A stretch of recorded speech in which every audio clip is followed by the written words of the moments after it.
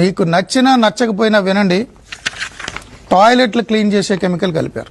Yes మీరు Harpic లాంటివి వాడతారు కదా, టాయిలెట్లు క్లీన్ చేస్తారు కదా, టాయిలెట్లు క్లీన్ చేయడానికి వాడే లబ్సా యాసిడ్ స్లర్రీ 8,900 కేజీలు వాడారు.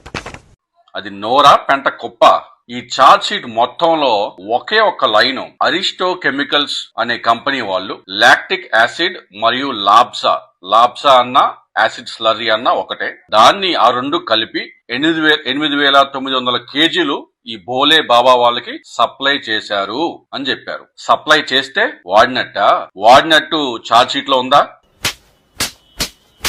ఎందుకు మాట్లాడేది? టెండర్ అనే పదం ఈ చార్జ్ షీట్ లో 506 సార్లు ఉంది.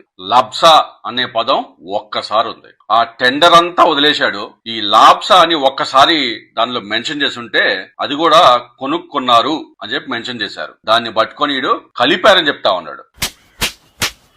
ఈ లాబ్సా అనేది ఫ్యాక్టరీల్లో, ఇండస్ట్రీల్లో, డైరీల్లో క్లీనింగ్ కోసం ఉపయోగించుకుంటారు. యాసిడ్ స్లర్రీ అనేది ఈ లాబ్సా యొక్క లిక్విడ్ ఫామ్. ఇది ఒక్క చుక్క గీలో వాడినా ఆ గీ అంతా నురుగు వస్తుంది, ఎందుకంటే అది డిటర్జెంట్ కాబట్టి. ఆ కంపెనీ వాళ్ళు ఈ లాబ్సాని, ఈ యాసిడ్ స్లర్రీని కొనుక్కుంటే దాని అర్థం నెయ్యి తయారులో వాడినట్ట. నువ్వు మీ ఇంట్లో హార్పిక్ కొనుక్కుంటావు బాత్రూమ్ క్లీనింగ్ కి, అంటే మీ వంటగదిలో కూడా అదే యూజ్ చేస్తున్నట్ట.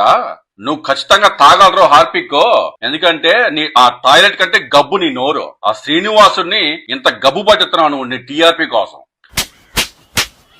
ఈ సన్నాస్ చెప్పిన లాబ్సా యాసిడ్ స్లర్రీ కనుక వాడుంటే ఎన్డీడీబీ రిపోర్ట్ లో డిటర్జెంట్ డిటెక్టెడ్ అని రావాలా. మరి 2 రిపోర్ట్లు, ఎన్డీడీబీ గుజరాత్, ఎన్డీడీబీ కర్నాలు, ఈ 2 రిపోర్టుల్లో రాలేదే.